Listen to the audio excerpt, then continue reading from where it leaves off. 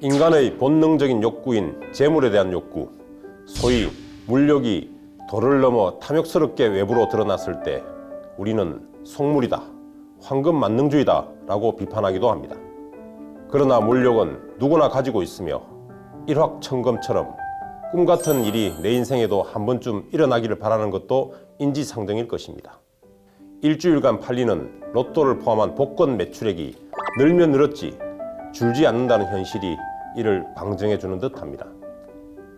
그런데 지난 6일 복권 추첨일도 아닌데 몇몇 사람들에게는 복권보다 훨씬 더한 예상치 못한 행운이 찾아왔습니다. 이른바 삼성증권의 유령주식 사태.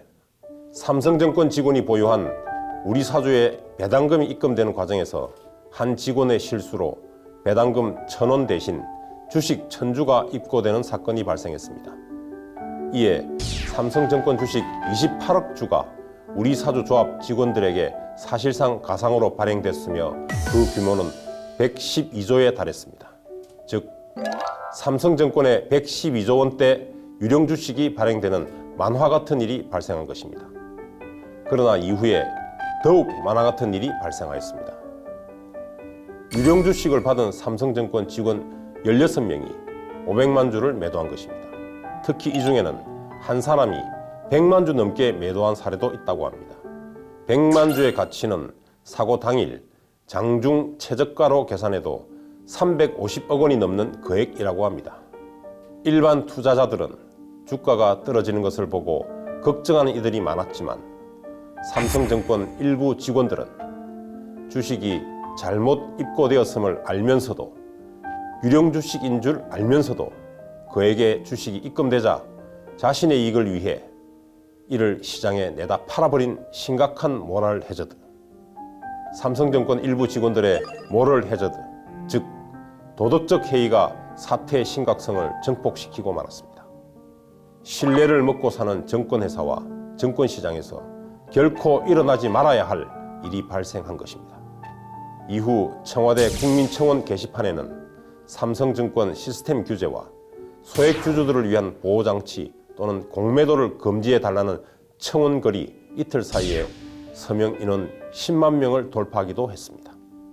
한 직원의 전산착오로 100조 원대의 배당 사고로 이어질 수 있는 삼성증권의 구멍난 전산 시스템. 존재하지도 않는 유령 주식이 시장에서 대량으로 거래되는데도 전혀 걸러내지 못하는 거래소, 예탁결제원, 금감원 등 금융당국의 증권거래 시스템에 대한 허술한 관리, 이에 대한 철저한 조사와 형사처벌도 필요하고 공매도 금지와 같은 법적 방지책 마련도 중요합니다.